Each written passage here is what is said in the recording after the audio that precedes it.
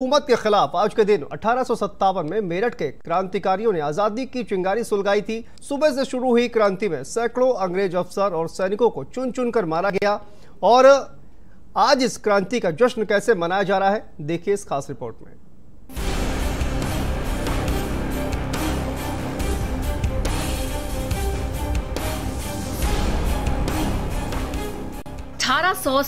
से कई साल पहले मेरठ के औगणनाथ मंदिर पर एक साधु को देखा गया।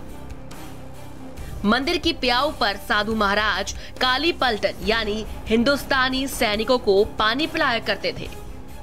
अंग्रेज जान नहीं पाए और इसी साधु ने हिंदुस्तानी सैनिकों के दिलों में क्रांति की ज्वाला प्रज्वलित कर दी।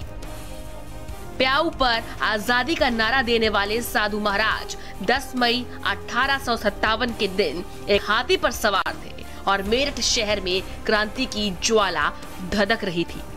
क्रांतिवीरों ने अंग्रेज अफसरों की कोठरियों में घुसकर उन्हें मार डाला। सैकड़ों अंग्रेज सैनिकों को हलाक कर दिया और भारत माता की जय के उद्घोष के साथ क्रांति शहर के एक कोने से दूसरे कोने तक पहुंच गई। 10 मई 1857 वो दिन था जब मेरठ में क्रांति की ज्वाला धधक उठी। सारे भारतीय सैनिक अंग्रेजों के खिलाफ खड़े हो गए और उन्होंने अंग्रेज अफसर और अंग्रेज सैनिकों को चुन चुन कर निशाना बनाया, उनको जमींदोज कर दिया और ये पूरी पलटन यहाँ से क्रांतिकारियों के साथ दिल्ली के लिए कूच कर गई।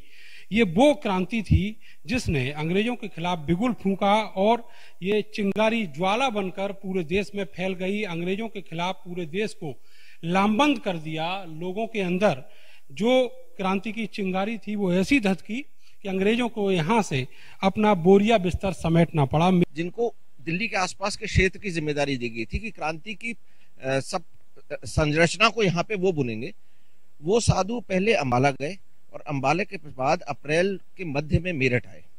मेरठ में वो पहले सूरजकुंड मंदिर के पास रहे।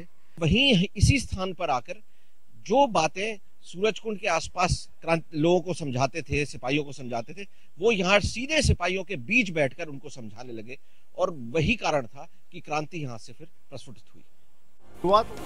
हाथी वाले साधु महाराज कौन थे और वो कहां से आए थे? इतिहासकार भी इस बात से अनजान थे।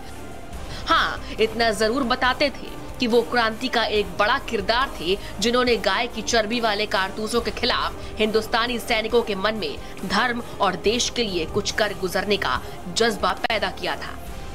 मेरठ के राजकीय स्वतंत्रता संग्राम संग्रहालय में उस दिन की एक एक घटना अभिलेखों और चित्रों में दर्ज है। यहाँ आकर आप समझ पाएंगे कि उस दौर में अंग्रेजों के खिलाफ क्रांतिवीरों ने जो किया वो कितना कठिन और दुश्वारियों भरा था।